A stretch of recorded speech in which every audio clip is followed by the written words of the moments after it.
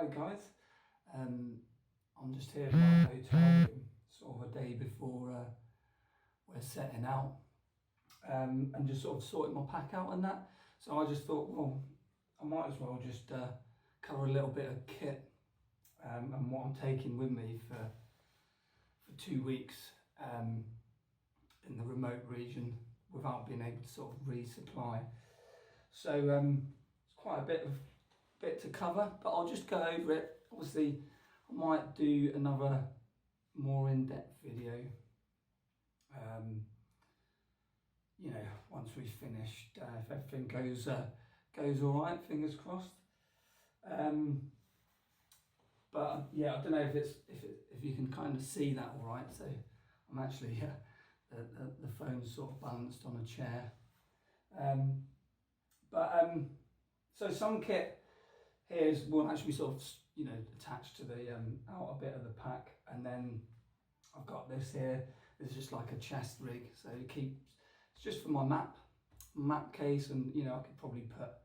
I've actually got like a little monocular that, again, that's sort of maybe to just look at wildlife, stuff like that as well, and I could fit a few other little bits and bobs in there if I like.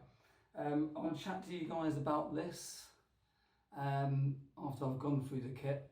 This is a PLB, probably the most important bit of kit that I've got, but we'll chat about that in a minute. So this isn't actually in the pack, this is just a bit of pocket sort of stuff that I've got. Obviously ferro rod, I do have another lighter. I've got a little Bic lighter that's in like a sort of waterproof case, so that'll be in my pocket as well. Bit of cordage, and I actually, in this cordage, I mean, this literally, I've never really opened this up. It's just kind of emergency cordage in my pocket, but I also have these little twisties on there as well. They're basically, that's what we used to use in the military, or they used to use to hold your trousers sort of over your combat boots.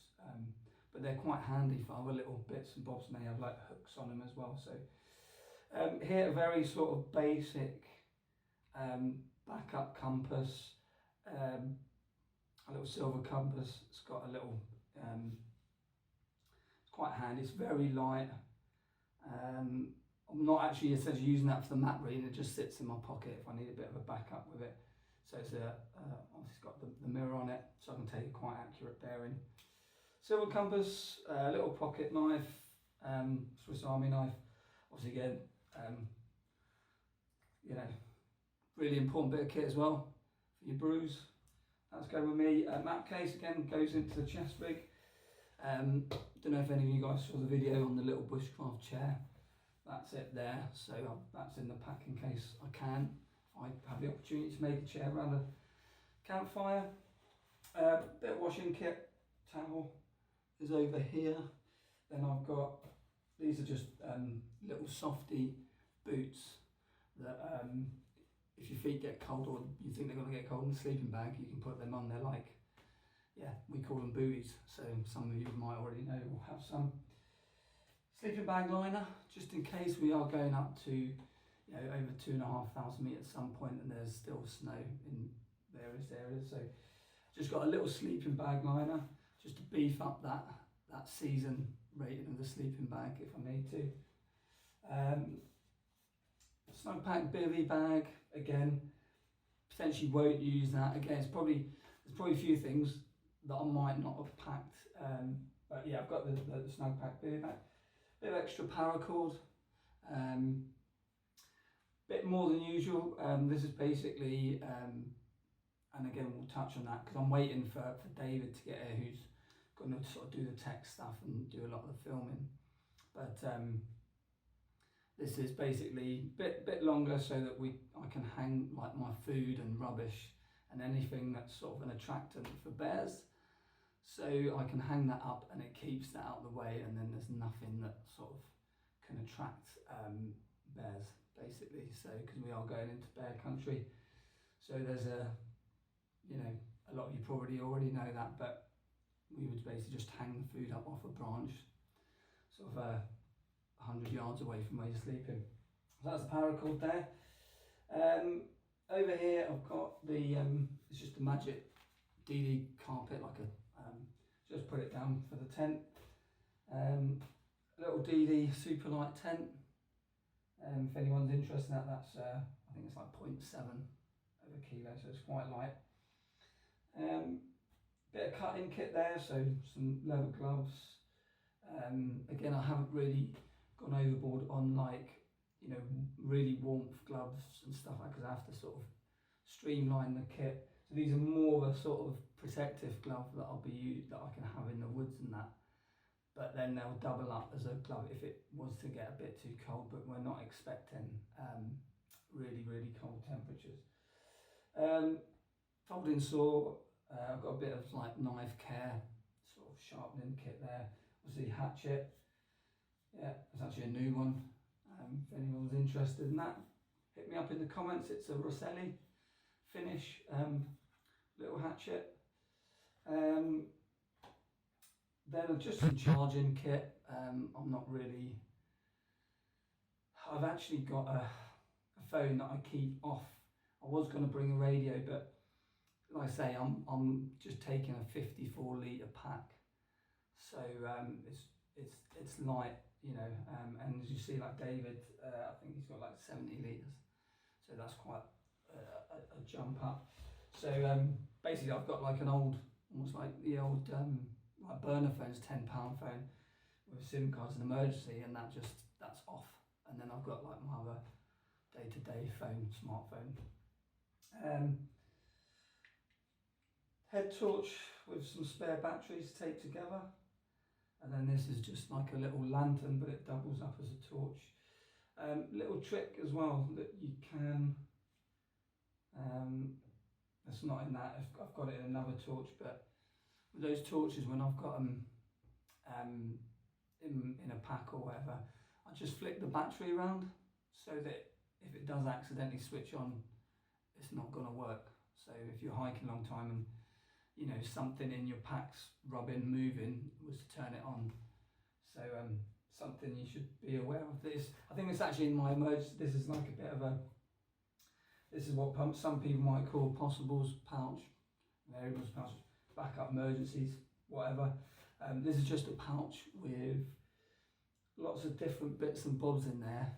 Some stuff for emergencies, but you know, some stuff for repairs. There's sewing kit and there's tape, some wire, you know, cable ties, stuff like that. I've got my fire kit in there as well, just to sort of get it all in one. Depending on what I'm doing, that possibles pouch can be sort of varied. Yeah, and in there I've got another sort of spare torch, and in that torch the battery's turned around. First aid kit. So first aid kit, because we're going into sort of, yeah, a more remote region with the first aid kit's a bit more extensive.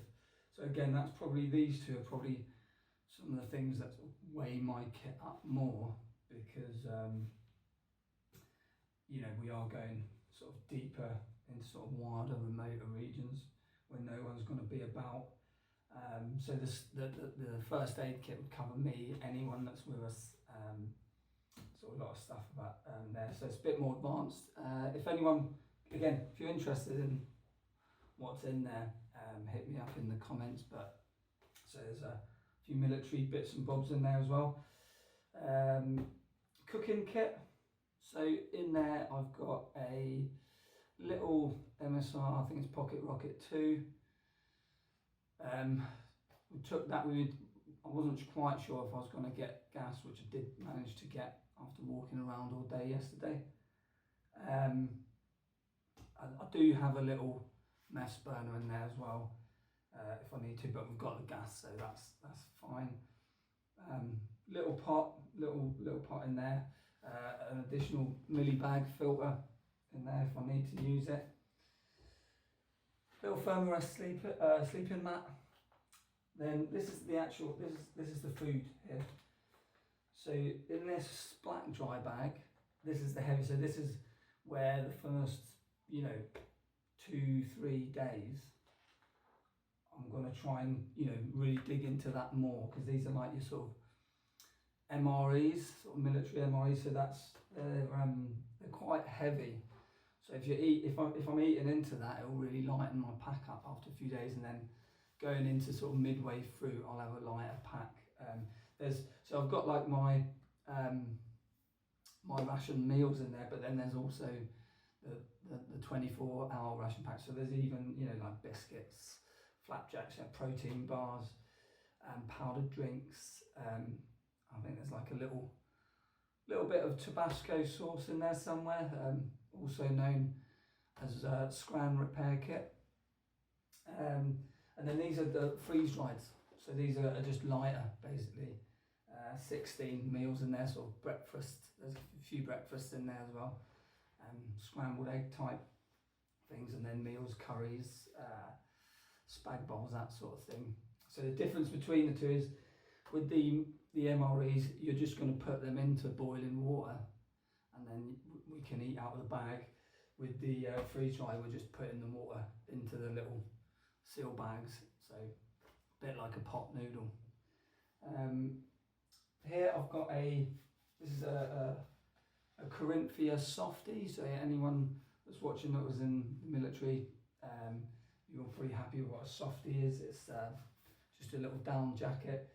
Obviously, I'd keep all my down stuff open if I can, if I'm not using it, just to sort of, but because I've been travelling that, it's all really already tight in the compression bags. At the back there, I've got the Corinthia Defence One, which is a very light sleeping bag. So with it, like the extreme rating is like -10. Comfort level is probably 0-ish, but again, I find with those ratings, it depends on the person as well. So I'll see how that goes. Like I say, I've got the liner and I've got the little booties as well, so I can back it up. Otherwise, if I had a Corinthia Defence 4, it would just be too bulky. Not that it's heavy, it'd just be too bulky for the pack. Over there, just I basically will be hiking. Clothes is always something maybe people might take too much with them. So I've got like a hiking day set, and then I've got an evening camp set, and I'll just sort of, you know, and again, if I'm doing any cooking, or if it was any major cooking around a fire or something, that sort of fire and cooking area would be away from where we're sleeping as well. Again, trying to keep those smells at a distance. So, because again, jumping into bears have 7 times more, sometimes better scent than dogs. So they can pick up smells from a long way away. So that's just clothes, and there's like some extra socks, some waterproof socks in there as well. And that's the pack. It's the Lundhags Nag 54 litre. So it's a very solid pack.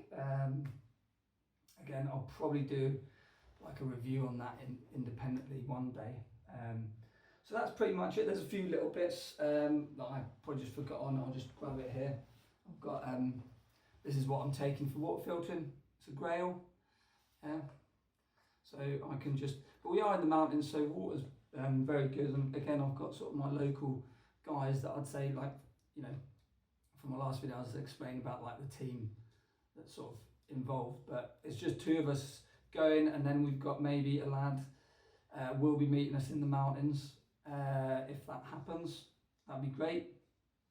Yeah, the water here is really good anyway, so you could just get it out of the rivers and boil it high up. But for filtering purposes, that's what I've got. It's the Grail. It's the more compact GeoPress, they call it. So that's the filter. Fill that up with water, and then I can just get that down if I need to. So that actually sits here all the time. So I've always got water on the go. So on my pack, I've got like a holster. That's the Grail. So that'll be going with us. And just like I said before, this is what I wanted to chat about. I'll put a link in the comments. Hopefully I won't forget that. So this is a PLB, right? It's a personal locator beacon. This is the Ocean Signal PLB 1, I believe it is. Yeah, I'm going to put the link to the comments for some. There's a guy called, I think it's called Hiking Guy or Hiking Dude, something like that. And he just does a really good sort of in-depth chat about these. You know, what he uses on the trails. Now, obviously there's all kinds of things, sort of, you know, bits of kit that you can use, sat phones and whatnot. I think years ago, was it a Garmin Spot we might have had, but I thought that was pretty terrible, really. It wasn't very user friendly, so I always recommend to go into the Maritime Kit for that sort of thing. So you get a PLB. You can get a PLB, which is a personal locator beacon, which sits on you. Traditionally, it'll be like on life jackets, stuff like that at sea. So someone goes over, you just hit a button on this, and it'll ping out the signal to global emergency services. And if it's registered, like this one's registered in the UK, it'll ping it to the UK. UK just goes straight for wherever you are in the world. So the maritime one's, you know, more reliable. This is actually a floating pouch. So again, if you was in the river, you don't have to have it with the pouch, but again, you can just loop it onto a bag or something like that. Now the other version, these are called Epubs. Epubs is what would be on a ship, on a bridge, and even on a yacht. So it depends on who's sailing and how much money they've spent on kit. So Epubs, you know, they're probably plus 500 quid to buy. But the difference is the Epub sends off a signal. It's like more like a general. It's not like a personal locator beacon. So they would have had them, or they've got them on, you know, big ships. So it's sort of the last thing that goes off if the ship is going down. But yeah, in my experience, the maritime one's better, and people are using these more and more in the field. The only thing with PLBs, most of them you won't get on a plane. The ocean signal, you will. It's specified, yeah, so that you can put it in your bags and you can bring it with you on the plane. It's just the frequencies that basically, again, when you go into your Hiking Guy's channel, he'll cover that a bit better than me. But the PLBs, but the ocean signal will, they'll let it go on planes because it's basically made for the, you know, the authorities' regulations on that. So that's really handy. And all it does, the way it works is, here there's an aerial that I can pull out, and you can actually wind it back in. There's a little wind button. So this, just here, there's a little, it's an aerial. It's like a tape measure when you pull it out. And then here there's a little flap. It protects the emergency button. There's a test button, so you can test it, and actually it's all written on the sides. So you basically, it's set up like for dummies, similar to like the life jacket or something like that on a plane. Everything's written down, and you just follow the process. So there's a button there that tests it. The operating system has like a lifespan of 7 years, and then you have to bring it to get the battery changed. You can't change the battery yourself. You have to get it serviced. And then yeah, so you got the test button under there, and then you have your actual emergency button. You just hit that, and then it's pinging off a signal, and it'll go for 48 hours straight. So it's a really good peace of mind. The ocean signal, I think, is around, I think it's about 270 quid. So it's not cheap, but that's sort of the going rate. You might get it for 250. You know, there's some knocking around at 300, some other brands. But like I say, this one you can get on planes. And so it's something, you know, you really have to think about when you're flying. So that's it, guys. Obviously, there's a few bits more kit. Like I say, I'm just in my hotel room, just messing about packing. So hopefully I'll get some more videos out. If you do have any more questions about, about the PLB again, because it was something I wanted to talk about, give us a shout, hit me up in the comments. Yeah, all I have is I've just got a bit of tape there, and that just, you know, you don't have to put that out, but you can just cut it and then it will flip home. It's just so that it just stays shut. It would stay shut anyway, so So that's pretty much it. That's covered most of the kit. Now I'm going to try and, like, you know, stow it in my bag if I can. So hopefully, well, we won't be bringing out videos sort of on the go. Will be like, you know, off the radar now for a good few weeks now, and then hopefully sometime in a month's time we'll be able to bring the part, you know, different parts of the actual documented journey. All right, guys. So I hope you all keep well, and see you on the outside. Cheers.